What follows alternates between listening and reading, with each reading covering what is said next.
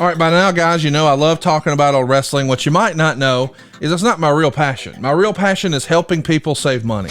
My real passion is getting families out of apartments and into houses. My real passion is getting people's finances aligned so they can retire on time. I hated going to Walmart and seeing the greeter being 80 years old. She should not be working. She should be home. Why is she still working? Because she still has a mortgage. I want to help avoid that for you. The other thing I want to help you with, let's make sure your kids don't get saddled with student loans. If you've got a student loan, why did you get one? Maybe because your parents still had a mortgage. I'm not saying that to be funny. I'm being sincere. There's only so much money to go around. What I want to help you do is figure out where you are right now and where you want to be long term. And I do it at SaveWithConrad.com. I've been doing mortgages for more than 20 years. And during all that time, we've helped tens of thousands of families change their life. I mean, routinely, we're helping our podcast listeners save $500, $600, $700, $800 a month. But more importantly, get them out of debt faster and with cheaper monthly payments. But if you don't think it can happen for you, let me just tell you this. We are not the bank. We don't say no. We say not yet, but here's how. We're going to get you a game plan on how to improve your credit, how to save a little bit of cash, and how to get into that dream house. Maybe you're already in the house, but it would be nice if someday we could put a pool in the back, or one day we want to upgrade to hardwood floors, or remodel the kitchen, or get a badass master bathroom. I can help you do all of that with no money out of pocket right now at SaveWithConrad.com. You don't need perfect credit. You don't need money out of your pocket. And if we can't help you save some cash, we won't waste your time. Check it out, SaveWithConrad.com, NMLS number 65084, equal housing lender. And hey, y'all, don't take my word for it. Check us out. We've got an A+ with the Better Business Bureau. And as if that's not enough, go look at our reviews. Read them and weep, haters. ConradReviews.com. You'll see more than 1,000 5-star reviews. Our average review is 4.72 stars. Find out how much money you can save. Take control of your life in 2023 by taking control of your finances. We're going to show you how to keep more of your own money. If you've got credit card debt, what are you paying on that? 14%? 28%? You know you can do better. With the mortgage, though, you may not know this, the interest you pay is tax deductible. And we can even show you how to skip your next 2 house payments. So if you can get a lower monthly payment, pay your debt off faster, get a greater tax deduction at the end of the year, and right now, right after the holidays, skip your next 2 payments, buddy, this is the biggest no-brainer in the history of the world. Find out how much money you can save right now for free at SaveWithConrad.com, or hey man, shoot me an email directly, Conrad@SaveWithConrad.com. Hey guys, need to call a quick timeout here. Wanted to tell your listeners what I've been telling my listeners over at OU didn't know for a while now about all the cool things happening over at adsfreeshows.com. The debut of our new Monday Mailbag series is here with a man we love to hate, longtime WCW and WWE referee Nick Patrick. But they didn't know who was going to be the heel out because of Earl and the Montreal screw job on there. I said, I guarantee you. I promise you, I will be the heel, and that they were going to hate me far worse than him. Watch this. And then I went, how did that happen? And they said, you're right. 34 years ago, Jim Ross was on the call for the first match in the classic Flair Steamboat trilogy at Chi-Town Rumble. And now he's watching it back on a bonus watch-along edition of Grilling JR. As far as a match is concerned, nobody's going to have a better match in 1989 than you just witnessed. So many people, this is what got them hooked on wrestling for life, this match. And Ad-free shows members sat shotgun alongside Impact star Frankie Kazarian and Eric Bischoff as the pair reflected on their time together in TNA and answered member questions live. I did as good of a job as I could to substitute for Kurt Angle. There's no filling those shoes, but I did the best I could. I thought we had a great match, and I subsequently tore my tricep in that match. So it was a roller coaster of emotions of a day, man. But it was cool to be put in that position. Like, hey, well, we're throwing you into the main event. It's basically sink or swim, and I think I carried my weight, and it was a real fun experience, man. One I haven't really talked about a whole lot. That's just a small taste of what we got waiting for you. With 4 levels to choose from, see for yourself why Ads-Free Shows is the best value in wrestling today. Sign up now at adsfreeshows.com.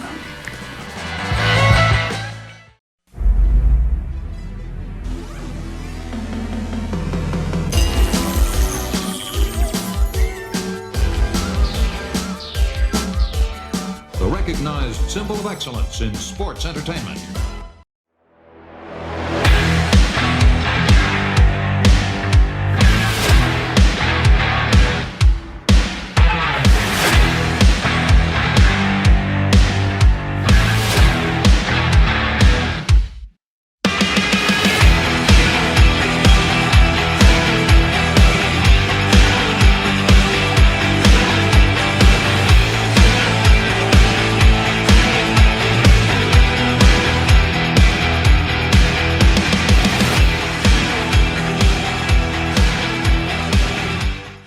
Hey, this is Kurt Angle, and welcome to the Kurt Angle Show. On the show today, we'll be doing a watch-along of my Ironman match with Brock Lesnar. But first, let me introduce to you my co-host, Paul Bromwell. How you doing today, Paul? Kurt, I'm doing really good, man. It's great to see you again this week. You and I are recording a little earlier than we normally do, but I'm excited to be here. Here I am. For those on video, I'm in my little preppy work clothes. I got a work meeting right after this. But man, I could not wait for this week because it's all about you and Brock Lesnar and the Ironman match that happened September 18th, many, many years ago, 2003 to be exact, 20 years ago in Smackdown. And we're going to do a watch along. We haven't done a watch along in a long time here on this show. You're right, Paul. So, but don't worry, we're not going to play the entire audio for the 48 minutes. No, we'll mute it. We might bring it up here and there. Wait a minute, I thought it was a whole hour. Isn't it something? Actually, once the bell rings, I guess it's WWE time. It's a little different. So I noticed that it actually doesn't go out an entire 60 minutes. So, but I want all of you at home, go ahead, fire up your peacocks, and that's what they're watching it on, Kirk. And search for Smackdown. You're looking for season 5, episode 38. If you're watching us on YouTube, which I hope you are, by the way, Kurt, I'm so thankful for all of our listeners that are subscribing. We've hit about 5,000 additional subscribers on YouTube since the end of last year. We're on our way to 60,000, pal. That's awesome. So Thank I want you, everybody. Yeah, I want to thank you guys for that. But if you aren't watching it there, want to watch along with us, we're going to give you the instructions here. Season 5, episode 38. And then you're going to want to fast forward that episode to 40 minutes and 41 seconds. And you'll be right where Kurt and I are going to start watching this match. So the introductions are over.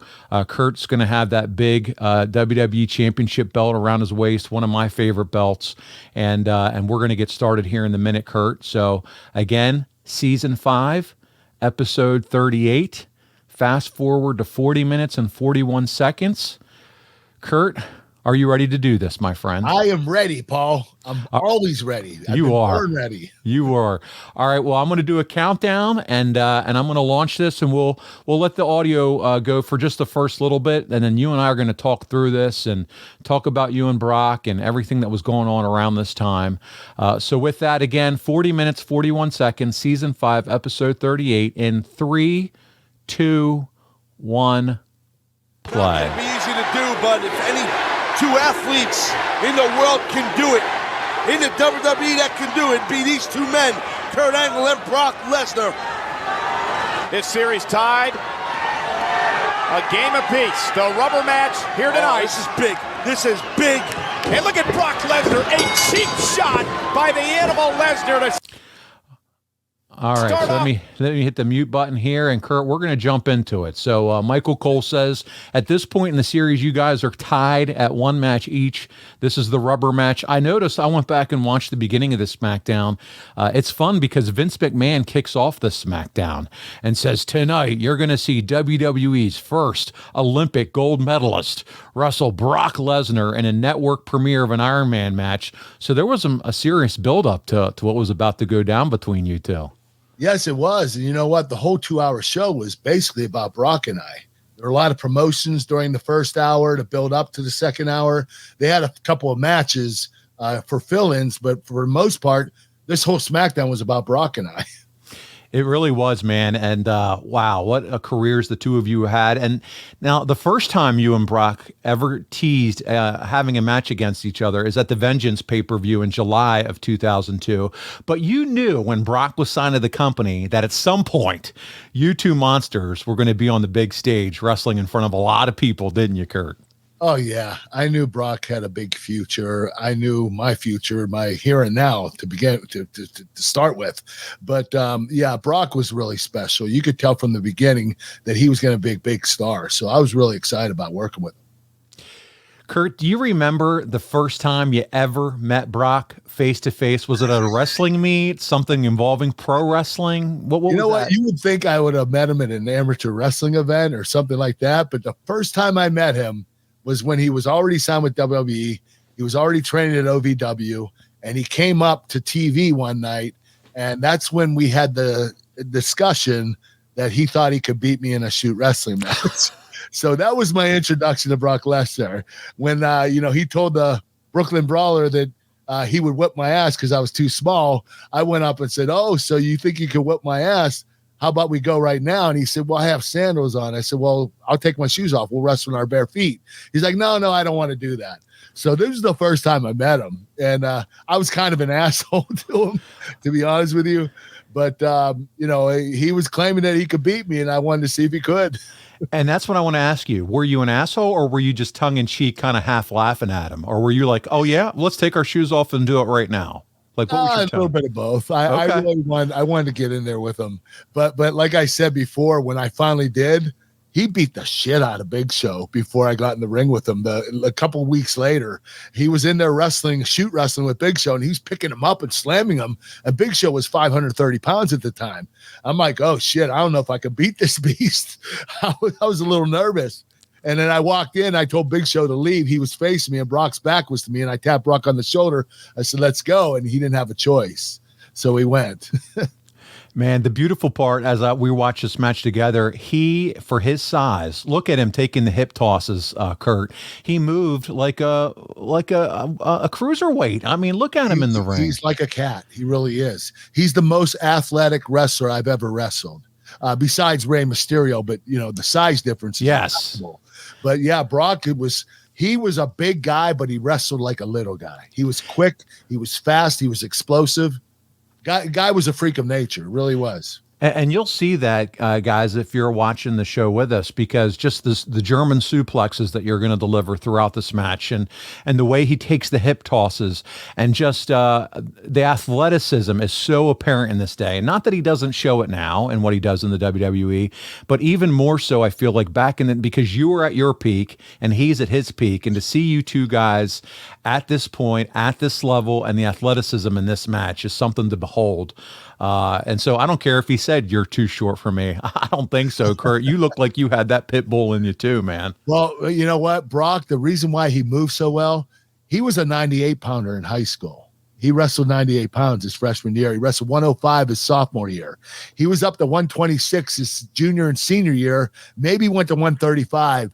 That's how big he got. Then he had this growth spurt in college. So he took that little guy quickness with him when he got bigger. Yeah. And he ends up being this crazy freak of nature. He really is. He really is. So listen, Kurt, your first match with him that we could find, and Derek Sabata, who does a great job with the notes, helped research this episode, was in September of 2002 in Minnesota at a house show where he defeated you. Do you remember that experience at all? This is your first experience with Brock. Well, him beating me, I don't remember. No. Of course you don't. No, you know what? I think he was champion at the time. Am I right? I don't know. I'd have to look it up, but possibly one of you guys was always champion. It felt like back then. Yeah. I think he beat The Rock for the world title, and it was a house show. So I went in there. Yeah, probably after SummerSlam. You're right. Yeah. So Brock was the champion. So I couldn't beat him, but they wanted me to at least get in the ring with them and try to get some chemistry with him. So it was a good startup match for us. You're right. This was after the SummerSlam of Brock versus Rock. So talk about it though, Kurt. What was it like putting a match together with a young Brock Lesnar? Did he just let you call it, even though he was the champion? You know what? He let me call most of it, but he was also really good at that stuff. He matured very quickly in pro wrestling. He was always very smart about what he wanted to do. He never did anything that was never necessary. He always did the things that made sense, and that's what I liked about Brock. And him and I had great chemistry putting matches together. Your second match, Kurt, let's get into this, is a triple threat on December 16th, 2002 at a house show in Sarasota, Florida, with Big Show included. How much had Brock evolved in just those few short months? We're talking September to December. He was improving every single week, just like when I started. Brock picked up on it so quickly, and he might have been as quick of a learner as I was. He really was. And then you and I had just talked about, it's in the archives, but No Way Out 2003, just a few weeks ago, about your short match at Madison Square Garden where you filled in for Hunter, and also then the handicap match at the pay-per-view after Edge's injury. There was the same match 5 days later in South Africa. Do you have any memories of that trip over in South Africa? Yeah, well, the bastard broke my neck at No Way Out. So I didn't know it was broken, and what happened was my arm went completely numb. I could barely raise my left arm, and I'm in South Africa in excruciating pain. And they want me to wrestle in this match, and I'm like, I can't do much. They said, just get in there, do a couple spots, and there's going to be 5 guys in that ring, so you won't have to be in there most of the time. So the whole issue, though, going over there with my neck broken, being uncomfortable the whole time, flying over. They flew me on business class, but they also had first class. And what happened was one of the Bill DeMott, one of the guys in the office, he had a first class seat because they were overbooked in business class. So he ended up getting a first class ticket. He got lucky. And what he did is Bill offered me that first class ticket so I could sit in first class and be more comfortable on the trip home, which was really cool of Bill. Yes. Yeah, absolutely. So listen, that sets the stage for where we're at now, this Ironman match. Real quick, knowing it's a 2-hour show, Kurt, and you got one legit hour, even though you'll see here it's about 45 minutes of wrestling. There's got to be pressure, right? On you and Brock, first time network television doing an Ironman match. Are you guys feeling it, or are you just like, hey, let's just go out there and kill it? No, we went out there and killed it, man. You know what? I get nervous before every match. So does Brock. We're human. We know how big of an event this was. We know it was promoted like crazy. We just had to step up and do it, and we were both ready for it. But this is an Ironman match, right? So listen, there's one as this drops this weekend on Sunday night, we're going to see another Ironman match. We don't see these very often. An AEW one with Bryan Danielson and MJF, 60 minutes. That's not 10, not 30. No, it's a long freaking time in the ring. A lot of going back and forth. It's cardio. Talk about going through and preparing and what it's like as you go through an Ironman match. What makes it so different aside from the obvious, which is that 60-minute time frame? Well, besides being 60 minutes, there are, it depends on how many finishes you have, and you have to remember every finish. We had 7 in this match, which was quite a bit of finishes. It wasn't as much as The Rock and Triple H a couple years prior, but it was enough to make it interesting. And you just have to pace yourself. If you exert yourself too much, you're going to get tired. Nobody can last 1 hour going full steam. You have to pace yourself. You have to go in different sections, and sure, your intensity raises, then it lowers, and there are rest periods where you have to make sure you give your body rest. Like right now, we're not doing a lot. We're catching our breath. So that's really important in a match. And you also have to have an incredible memory because and you have to improvise. You can't remember every single spot in an Ironman match. In 1 hour, it's impossible. So you have to map out your finishes and put fillers in between. And that's a lot of improvisation. And I've noticed too, you guys already through this match have done a nice job, either, outside the ring action, inside the ring action, kind of changing that up. Yeah. Well, listen, you guys obviously have a lot of history at this point. As earlier in the year, after you injured your neck, which you talked about at No Way Out, there was a question if you and Brock were even going to wrestle at WrestleMania. And there were backup plans, including you dropping the WWE title to Brock on Smackdown in your hometown of Pittsburgh. Did you ever have any doubts you wouldn't even be able to do that match? Well, I told Vince I can't do it. I told him like 2 weeks before. I said, Vince, my neck's broken. I can't go. I'm going to have surgery the following week. So it was a week scheduled for. And I remember when I was at home and I was getting ready for the surgery, it was coming up that following week. And I went over to my neighbor's house, and there's this kid named Johnny. He has Down syndrome. He came to me with a magazine, like a a cable magazine, and I was on the cover with Brock. He said, Kurt, I really wish you'd be able to wrestle at WrestleMania. And he had a tear in his eye, and I started crying. And you know what? I said, you know what? Why give a match a week before WrestleMania? Why drop it to Brock? Why not just drop it to him at WrestleMania?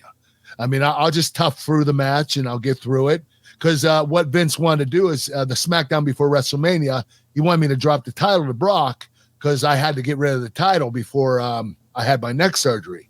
So I decided I was going to do it then. But when Johnny came to me and said that, I called Vince and I said, listen, I want to go at Mania. He said, are you sure? I said, yes. I'll protect my neck, but I'll get through the match. But I want to do it at WrestleMania. So I wasn't even supposed to drop the title at WrestleMania.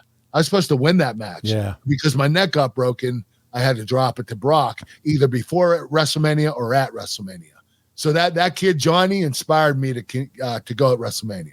Ah, that's a great story. Listen, go back in our archives and check out the first episode of the Kurt Angle Show where Kurt discussed WrestleMania 19 and that match. Of course, the infamous finish with Brock landing on his head. But I want to discuss what happened after the match with you, Kurt, a little bit, that 19 match. Brock's out of it. You got that broken freaking neck, which, we've all heard about. Do you two talk at all after that match? Brock was out of it.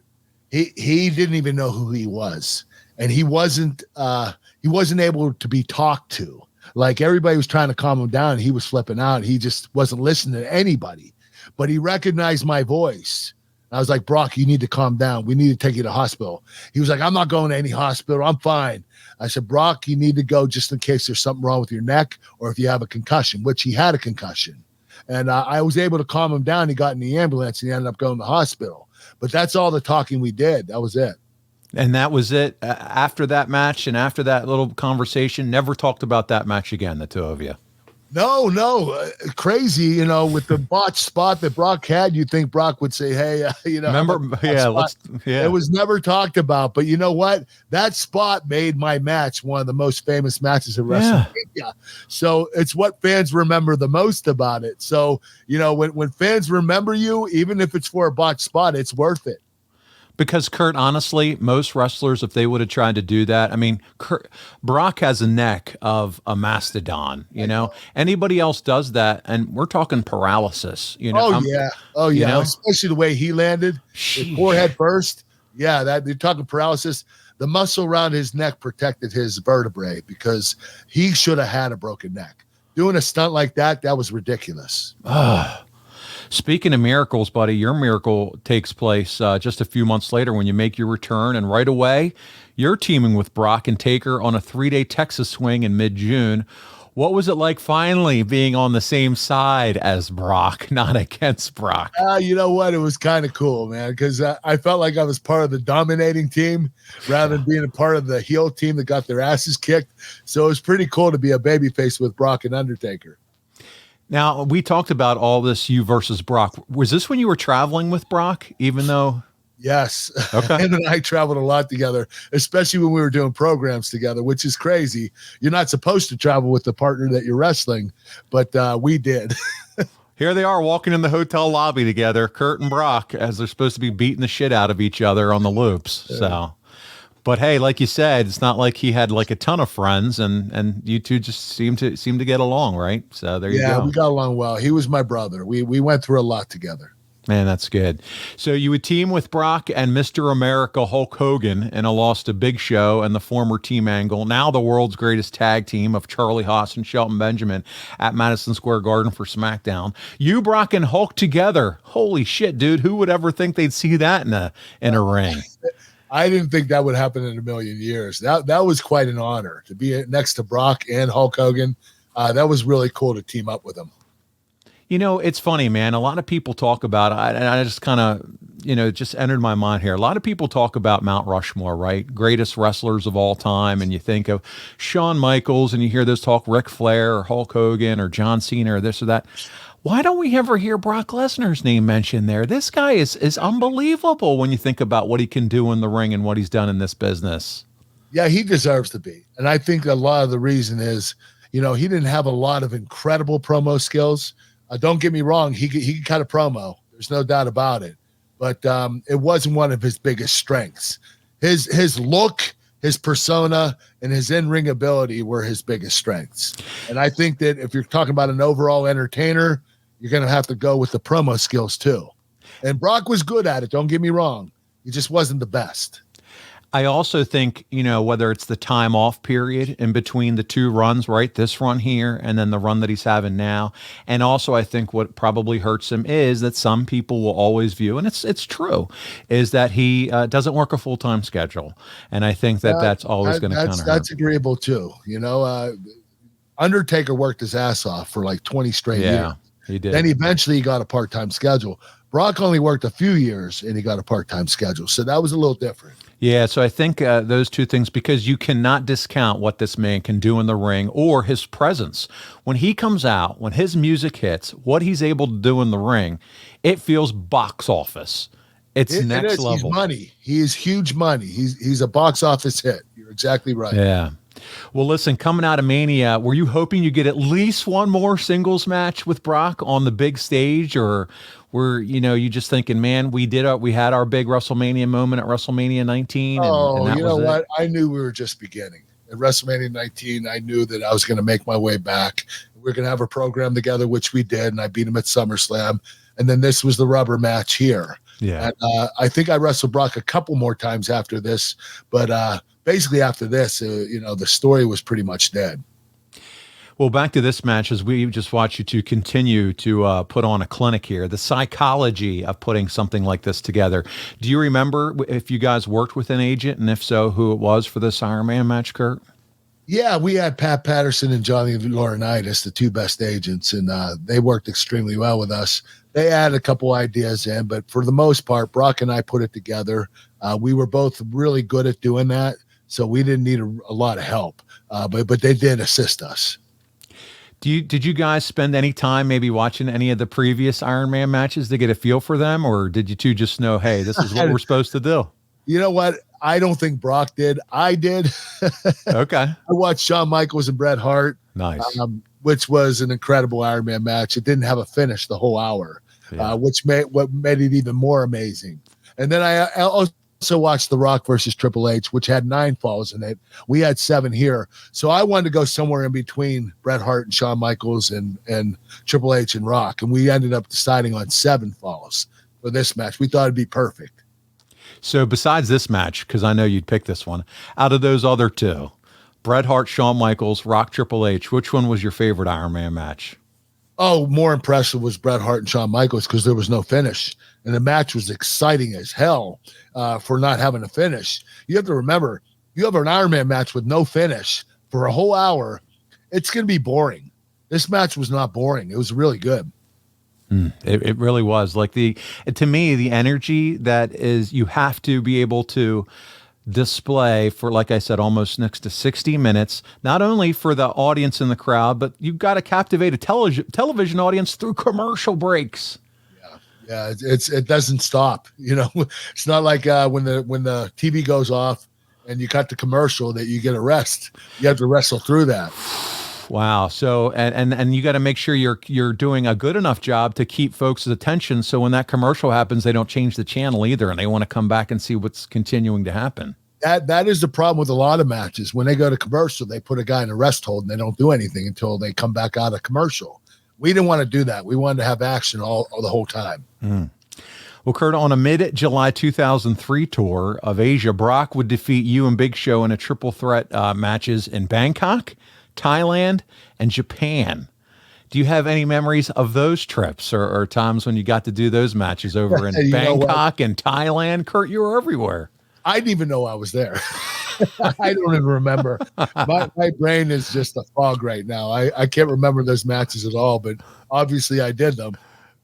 It's like when the guys went out hangover when they went to Vegas and couldn't remember their time. That was Kurt in Bangkok and Thailand and Japan.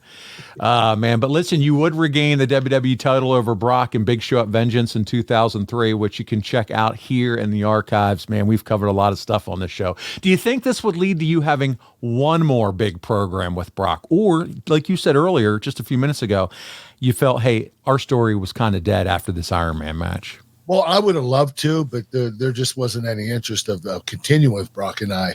And not long after this, I think Brock ended up leaving the company. So there was no possibility for that to happen. Were you surprised, though, that they had you pin Brock to win the title versus pinning the Big Show? Yes and no, but you know what? I think they wanted to protect Big Show at this particular time, and they didn't want him doing jobs all the time, and they're rightfully so. He's the giant, and sometimes you have to protect him in order to keep him at that prestige level that he's at. So I think they felt that Brock having a fall on him wouldn't hurt him. So that's probably why they did that. So here we go. We got a ref bump. He's knocked out. You got Brock down for the pin. Nobody's coming in. So nice little twist here of the Iron Man match. What do we do in this circumstance? You had him in the ankle lock. Oh, whoops. Sorry about that. Oh, what a clothesline. That referee just took some serious shit right there. A clothesline by Brock. That's serious. Yeah. He's lucky his head's still attached to his shoulders. But Kurt, you'd work with Brock on house shows in Calgary and Edmonton in early August to start to get ready for SummerSlam 03 from Phoenix.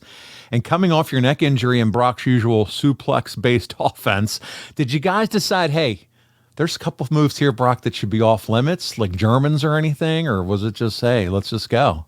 Listen. If I would have said to Brock, you can't German suplex me or belly to belly me, he would have called me a fucking pussy. Okay? There's no way I can say that. When you get in the ring with Brock, you got to be ready to get annihilated. And I'm the same way. I wouldn't expect anybody to tell me, hey, ease up. I want to do what I want to do. I'll do my move safely. Brock always did his move safely, so I wasn't that concerned. Although I did have a broken neck that was on the mend, but these are some of the things that really got me was when Brock hit me with a chair shot one time, he broke my neck again. So oh my God. I can't remember if that was before or after. I think it was after this. So, Brock wasn't really worried about if he was going to hurt you or not. It wasn't if he was going to hurt you. It was when and how he was going to hurt you, Kurt, is what I'm learning here. Pretty much. Yeah. Whether it was throwing you in the ring turnbuckles, whether it was a chair, he just dragged the referee over to make a pin. 1, 2, and there's a fall right there. The referee's like, what are we at? We're at 2 for Angle and 3 for Brock, and we're about a half hour into the match as it continues. 4 for Brock, 2 for Angle. Oh, did he just go up one? Yep, the counter just went up. I have my research over here as well. So, Kurt, you'd get the your main event match against Brock at SummerSlam, but it's not the top of the card, man. The Elimination Chamber match for the Raw title it's Hunter, Goldberg, Jericho. Listen to these names. Hunter, Goldberg, Jericho, Shawn Michaels, Randy Orton, and Kevin Nash were in the main event. I mean, were you disappointed you weren't in the main event, or you're like, hey, these guys are pretty much all Hall of Famers in the Elimination Chamber? Listen, I would have been upset if it was Brock in my first match. It wasn't. Brock and I wrestled at WrestleMania. Okay. We were the main event. So I don't blame them for doing that. And that was a big Elimination Chamber match. Was a huge match. Big stars in it. So that's definitely deserved to be the main event, considering Brock and I already main evented at WrestleMania. I'm going to read Dave Meltzer's review of that match as you go up to the top and you're coming down outside. Now, I haven't seen you do that too many times outside of the ring like that. I never did that. That was the first time I ever did it. That was Macho Man Randy style-esque with the hammerlock coming off the outside of the ring there off the top. I love it. So Meltzer says, Kurt Angle retained the WWE title over Brock Lesnar in 21 minutes, 19 seconds. Lesnar dominated early, including pressing Angle overhead and dumping him over the top rope. He did an overhead belly-to-belly and even a luchador spinning backbreaker. Lesnar did a high fisherman-like leg hook ending in a Samoan drop. Lesnar potatoed Angle with a kick to the mouth. Ouch. Angle was bleeding from the mouth after that one. He didn't give a shit when he wrestled you, Kurt. He just beat the hell out of you. Finally, Lesnar... Hold on, I got to tell you something. Yeah. Anytime I stiffed him, he's like, what do I owe you money? You keep stiffing me. He always complained about it. I never complained when he stiffed me. Well, he stiffed you here. He just freaking kicked you right in the mouth and bloodied your mouth. And it said, finally, Lesnar missed a shoulder block and went into the post. Angle hit 3 German suplexes. Lesnar came back with another overhead belly-to-belly, and you're going to the top now for a moonsault, it looks like. Oh, picture perfect, but just no one home. You never landed that unless it was you were going to break what's-his-name's arm, Hardcore Holly. Oh, man. Angle hit 3 German suplexes. Lesnar came back with another overhead belly to belly. He set up the F5, but Angle was supposed to turn it into a DDT. As it was, this spot was botched badly. Luckily, they went right back and did it again, so we all found out what they missed. Angle went for the ankle lock, but Lesnar escaped, and Angle crashed into referee Mike Chioda, my guy. Angle did a reverse triangle from Lesnar's back. Angle changed it into an ankle lock, but it was a rope break. However, there was no ref to call for a break. Lesnar finally tapped, but again, no ref. Vince came out and made the save with a chair shot to the back.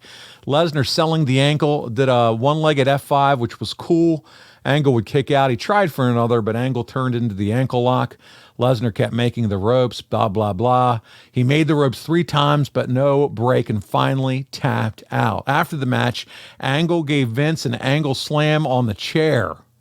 Oh, bet you love that. A hell of a match. He gave you 4 1/4 stars for that match. So there you go, man. I'm sure you guys had to be happy with that match, huh?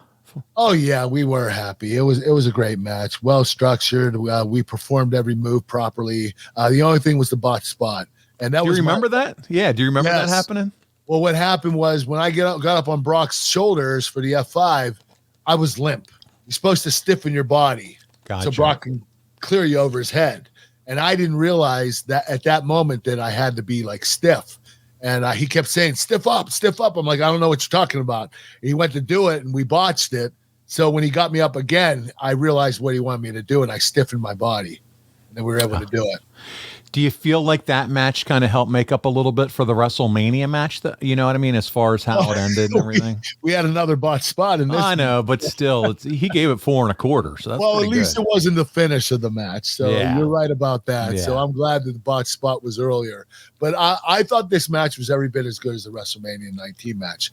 The only reason why it wasn't as good is because the WrestleMania 19 match was at WrestleMania. There you go. And then this would eventually lead to the match we're watching right now. The build of this one is one of the great builds, and I want to talk about it, like a little bit about it. Do you feel, though, before we get into the build, that this should have been on pay-per-view, or are you good that it was on a Smackdown?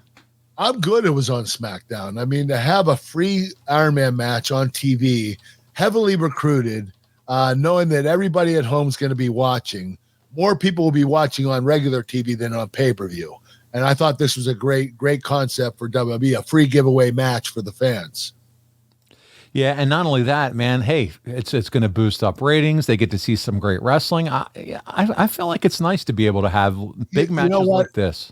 We had great ratings this night, and usually, historically, Ironman matches never do well ratings-wise. This did well. So let's talk about the build here, Kurt. On SmackDown, August 28th, 03 from El Paso, Meltzer said Brock Lesnar gave one of the best promos of his career as he cried about losing to Angle. He cried. Angle interrupted on the big screen and said he'd make him tap again. Undertaker came out and confronted Brock and said he wants a title shot before Brock gets a rematch. Big Show came out and he said the same. Angle then came out. Stephanie came out and announced a 3-way match later to determine the number 1 contender. Undertaker beat Big Show and Brock Lesnar in 18 minutes when he pinned Brock after a last ride. You were on commentary for that match, Kurt. Brock isn't very well known for his promo skills. You just talked about it, Kurt, but this was a hell of a promo. Do you think he gets a bad rap for his verbal skills? Because I feel like he can deliver when it counts. He can be fun. He can be funny. He can be intense. Brock has the gift of gab. He does. He just doesn't do it as much as he should. I agree with you. He had the mouthpiece Paul Heyman for a long time, but I feel like when he does get the opportunity, he has a certain way that he can deliver. And when he does put his heart into it, man, he does a nice job. So then the next week, Kurt, from SmackDown on September 4th from New Orleans, Meltzer said Kurt Angle fought Undertaker to a no decision at 20 minutes after Brock attacked both. Meltzer gave it 3 1/4 stars. Angle was shown backstage with an ice pack on his nose and back.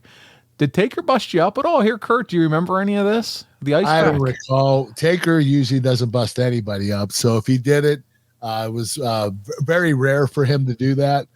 You know what's crazy? He gauges his punches, and his punches look so good, but they never touch you. So I don't know what happened. It's probably this part of the story. Maybe a boot to the mouth because he Yeah. has the boot that he does. That might have been the reason I was bleeding. So Vince McMahon then announced in mid-ring that Angle would face Brock in a 60-minute match on the September 18th Smackdown. September 18th, 2003, Paul's Bromwell's 26th birthday, Kurt Angle, would be celebrated by this Iron Man match. What a crazy life I live. Isn't that something I was doing? How ironic. Huh? I know. There you go. I was having birthday cake watching you and Brock beat the shit out of each other. So they showed Brock on the big screen torturing a tied-up Zach Gowen to prove to Vince he had a killer attitude. He shoved Zach down a flight of stairs. This is one of those moments that made Brock look like a killer dude. But what do you remember of the one-legged Zach Gowen? I remember he was very talented. He for a kid with one leg, he could do just about anything. He was pretty incredible. What happened was I think he just got a little bit too egotistical. He let the fame get to him, and I don't think anybody on the roster or in the office appreciated that. So, it was just he made some certain comments that made him look like an a-hole. And I believe that's the reason why they let him go. I thought he was a great talent, though. But, dude, that's all it takes. You can be as talented as everything, but once you start knowing it and acting like it, it turns people off, man. I totally get it. Do you remember when the ideas first brought to you, Kurt, about, hey, let's try an Iron Man match with you guys? You know what? This came from creative. Probably a month before this match started, they threw the idea at me, and I immediately said, yes, let's do it. We just have to figure out when. And it ended up transpiring about a month after the idea came to fruition. Yeah. So we move forward. It's September the 11th now, 03, Birmingham, Alabama, Smackdown. Backstage, Vince asked Sable if Gowen, who got hurt last week by Brock, and as soon as Vince starts doing that, Stephanie runs in and interrupts Kurt. She rants. Vince made her wrestle Brock in the main event later or give up her GM job. Yes, that's a real sentence. Vince introduced Brock. Steph then came out to accept the challenge. This is all true.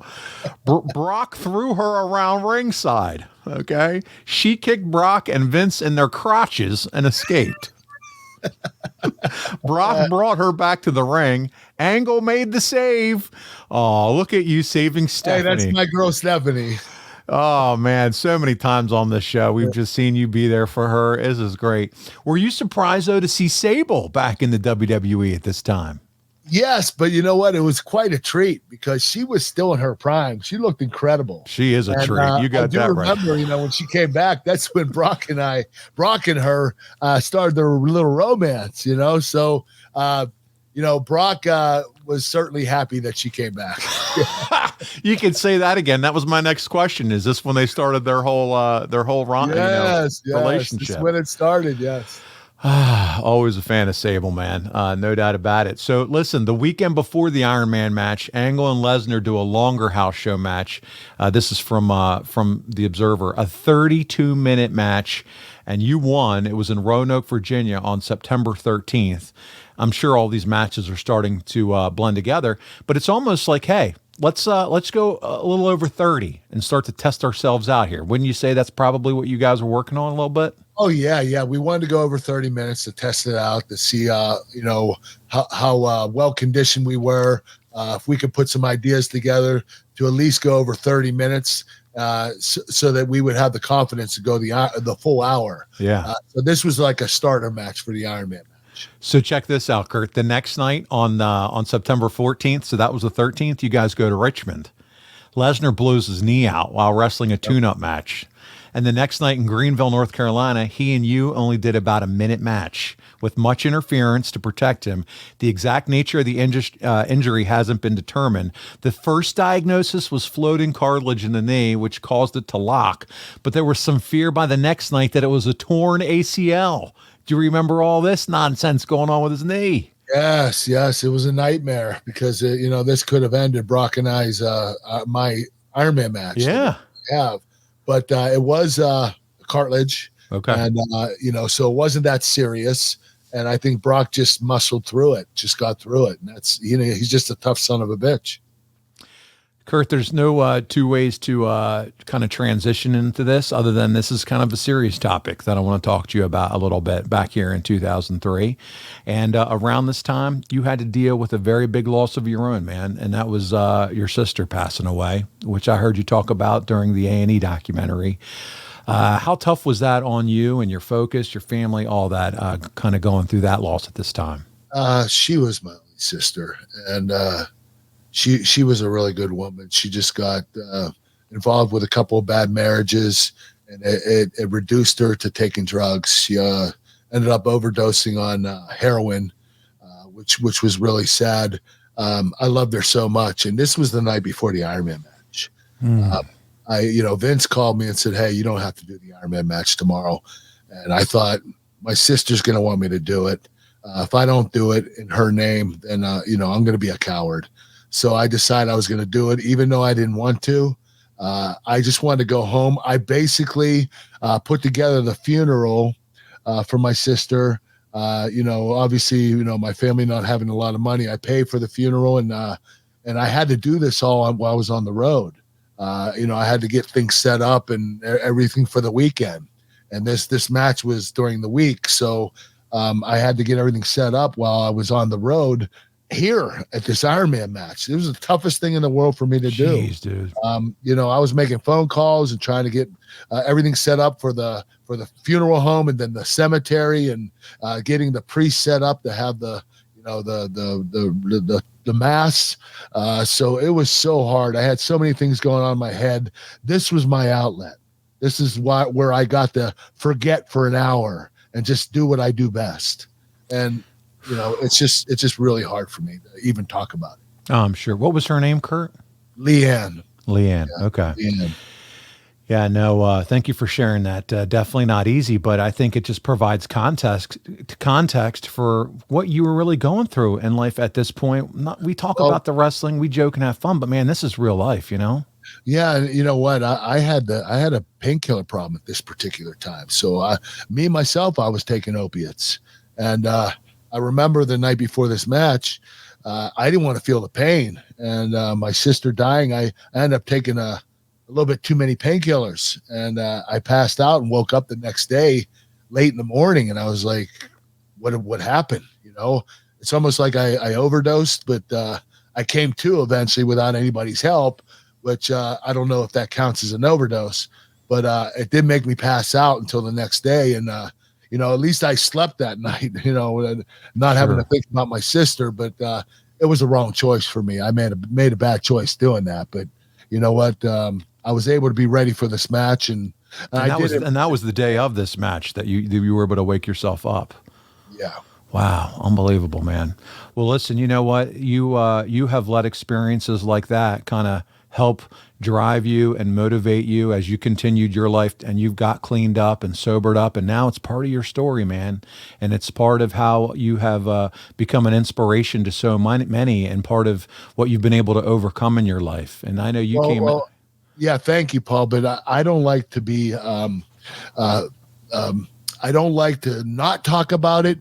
I think that if I do talk about it, it helps me and it helps other people absolutely get through their situations too. So I'm very vocal about it. I never hide what occurred in my life, because I feel like if I can help anybody, just one person, it'll be worth it.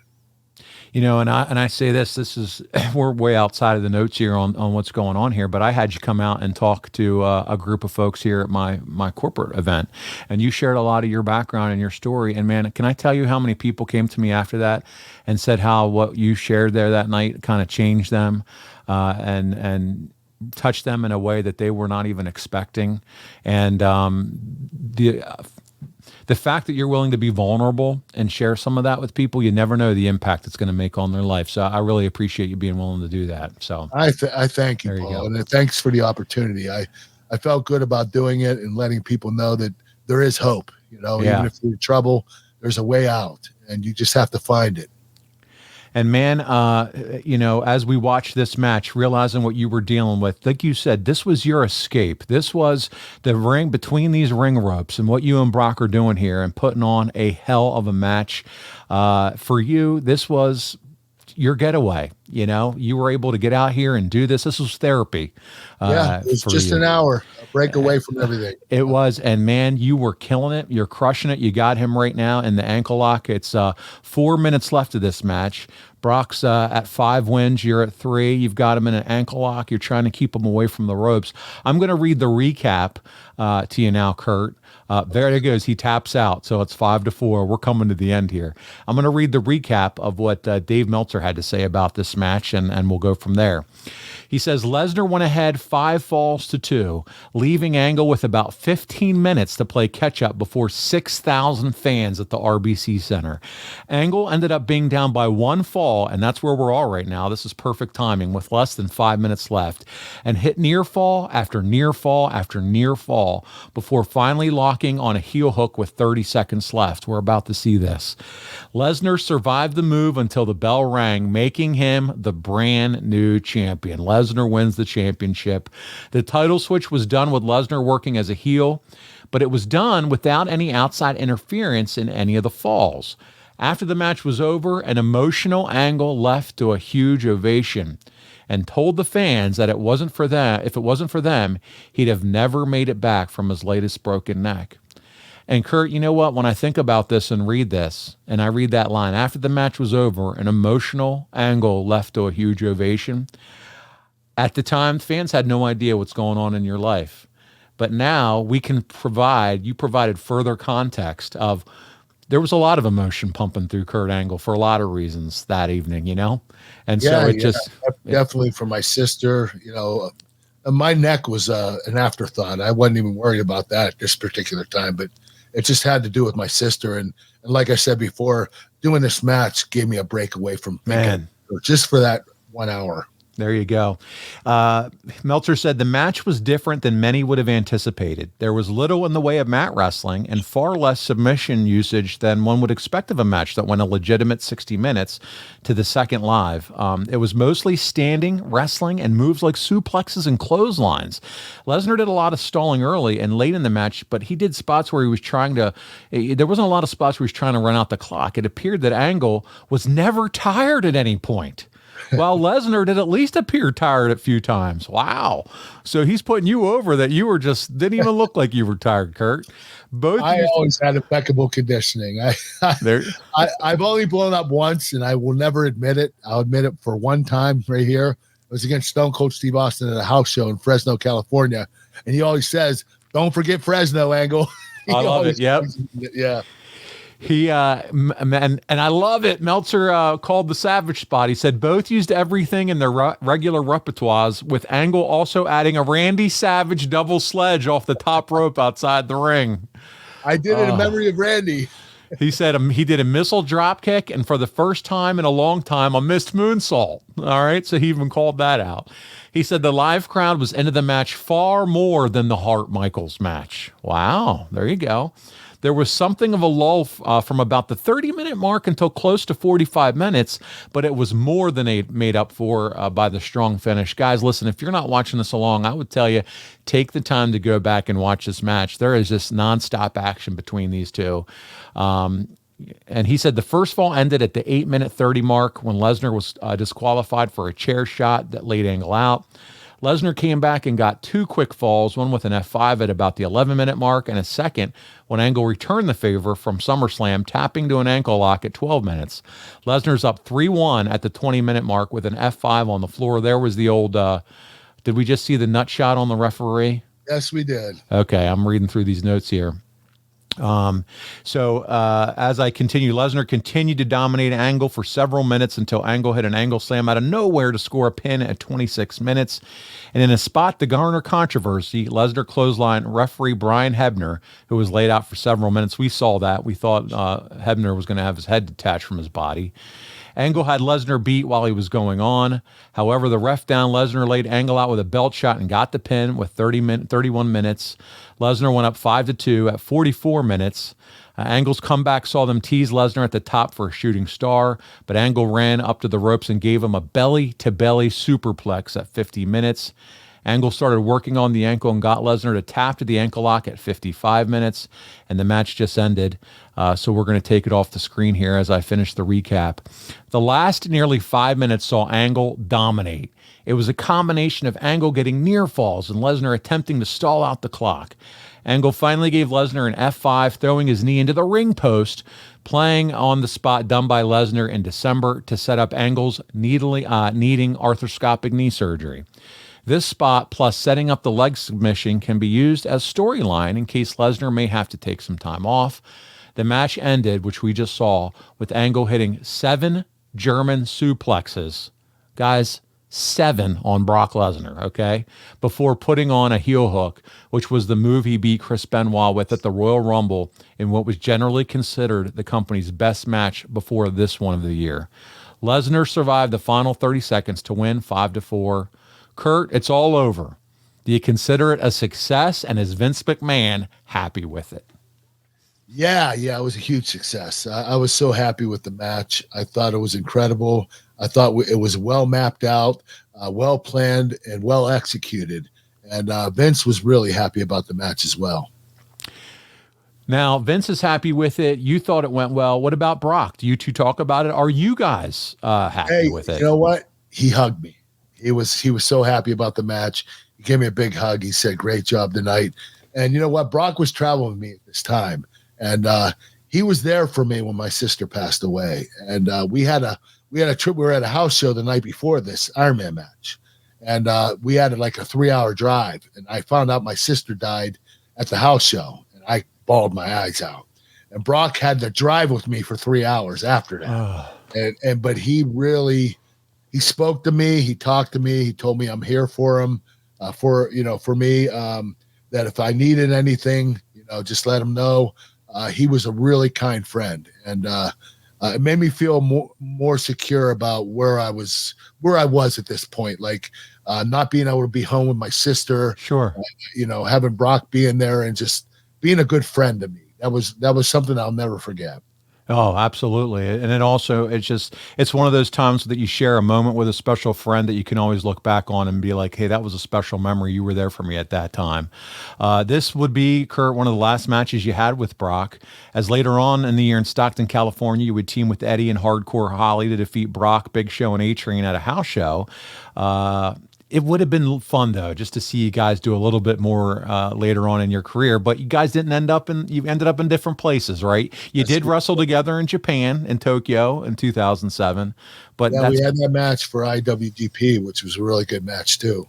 Yeah, but that's pretty much where we put a bow on Kurt and Brock Lesnar. But man, what a great match this was. If you guys have not checked it out, please do everything that you can to check it out. I mean, a lot of fans were hoping to see you guys in the octagon at some point. I'll tell you that right now. We were talking about it. Actually, after my IWGP title match with Brock, I won. Brock came to me and said, "Hey, ask for a rematch." I'm like, I won the title. Why am I going to ask for the rematch? He said, because they won't give me one unless you ask. So he said he wants to do an MMA style match with me. And he wanted me to talk about it at the press conference after I beat him for the IWGP title. So he wanted me to do all of it. And he just wanted to be the guy standing there like, I guess he wants a rematch with me. One more Brock question, then we're going to ask a couple fan questions, and then we'll get out of here this week. Man, this was a lot of fun, by the way. I really enjoyed doing this with you. What did you think of Brock ending the Undertaker streak, Kurt? If anybody's going to do it, you want somebody as legitimate as Brock Lesnar. I don't see why any promoter would ever let anyone else but Brock Lesnar break an undefeated streak. He deserves that because he's so dominating and he's such a freak of nature that it wouldn't hurt Undertaker's credibility. He's probably the only guy that wouldn't hurt Undertaker's credibility. And I think that was the best thing they did. I don't think they should have ended Undertaker's undefeated streak. Okay, yeah, if right. They did. Brock Lesnar. Let it be Brock. You don't think they should? That's what I was going for. But if it's anybody, let it be Brock. Let's round it out with a few fan questions. Jambag Jones, he said, did anyone ever make the mistake of calling Brock Shooter Boy? And did they ever make that mistake twice? Okay, wait a minute. Why is Shooter Boy like an insult? Yeah, just like he's just trying to be funny. Yambag's hilarious. He's a funny guy on ad-free shows. Okay. And he's like, did anybody ever make that damn mistake of calling him Shooter Boy? Well, if they did, it's actually a compliment. So it's not going to be mad about that. Amy Miller's up next. She said, event spectacle aside, which match with Brock Lesnar were you most proud of? The Ironman match. A lot of things went into that because it was an hour, because my sister passed away the night before, and I dedicated that match for my sister. But the match just flowed really well. I believe it's the best Ironman match of all time. Now that I'm in the match, so obviously I'm going to be a little more favorable to me, but I really did think it was. I thought it was an incredible story. It had enough falls to add the excitement to it. I thought it was a perfect Ironman match. As close to perfect as you can get. With two amazing athletes. Francis Reyes is our last question. Did he ever ask you for any advice to go into the Olympic Games to win a medal? He never was interested in the Olympics.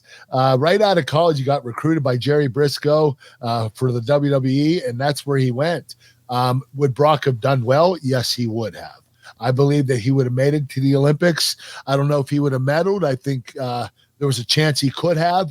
He just has a lot of athletic ability, and the kid's really smart too. So I think that Brock Lesnar could have had a great Olympic career, but he didn't want. Well, Kurt, that's we're going to put a bow on this episode. Next week, we're going to discuss another favorite opponent of yours. You brought him up on this show because he got you winded, and it's Stone Cold Steve Austin. So we're going to have some fun next week. Guys, before we get out of here, a few reminders. Make sure you check out adfreeshows.com. Early, ad-free, $9 a month. What else do you need to know? And right now, they're doing a free trial so you can get a taste of it. So go over there now and start your free trial today. They got a new mailbag over there. They all have the Superstar one with Mike Chioda and myself that we host, but now they've added Nick Patrick. You remember Nick Patrick, the referee? Yep. He's over there on the opposite Monday doing his mailbag, so you got to check it out. We got lots of bonus shows happening. Kurt just watched a match with he and Cody Rhodes. I mean, Cody, the American Nightmare, the guy that's going to headline WrestleMania. Kurt's had his hands all over him, wrestled him, and so that's a fun watch along. JR just watched a Flair Steamboat match over there as well, so lots of good stuff over there. And remember, check out all of Kurt's past top Impact Wrestling moments because he's got a ton of them. ImpactWrestling.com/packages and sign up with code Kurt. That really does us a huge favor and helps us out. So please, they've got a lot of great content over there, and you can watch basically a lot of Kurt's history. And then make sure you follow us on all of our social channels, whether it's Twitter, Instagram. Again, we want to thank you for what you're doing with our YouTube channel. You can find it youtube.com, The Angle Pod. Like, subscribe, turn on those notifications. And really, we're trying to do a nice job over there. Dominic is really doing a nice job managing the channel. Want to thank him, but make sure you check that out and support your boys at the Kurt Angle Show, and we'll love you for it. Kurt, let's talk about Physically Fit before we get out of here, man. All right, we got Physically Fit chicken snacks and Snack Smart crispy protein bites. One's chicken protein, one's organic plant protein. You can get them at physicallyfit.com. There are 11 flavors. You're going to love them. We have sriracha, kung po, buffalo wild blue cheese. We also have cinnamon swirl, pizza flavor, honey, a sweet barbecue. A lot of great flavors. You're going to love them. High protein, low carbohydrate. I add these to my diet, and I try to stay in great shape. And these things are really good. Yeah. Go to physicallyfit.com to order yours. Yep. Angle Pod, 20% off. And if you don't believe it, just look at Kurt. Every time he's on Raw now, he has a shirt off. And it's all thanks to physicallyfit.com. Also, check out kurtanglebrand.com. That's where you're going to find it all. All things Kurt Angle, whether it's a t-shirt, a birthday card, a cameo video, a cowboy hat, milk carton. Kurt, you have loaded the site with lots of fun stuff. Yes, we did.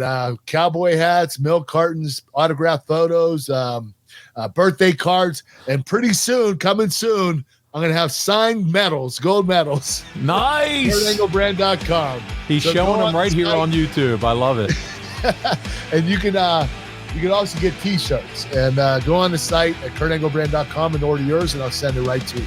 There you go. Awesome. Well, listen, it has been my honor and privilege to do this with you this week, Kurt. We'll be back again next week talking all things Stone Cold Steve Austin. On behalf of your Olympic hero, Kurt Angle, this is Paul Bromwell. We'll see you right back here next week on The Kurt Angle Show.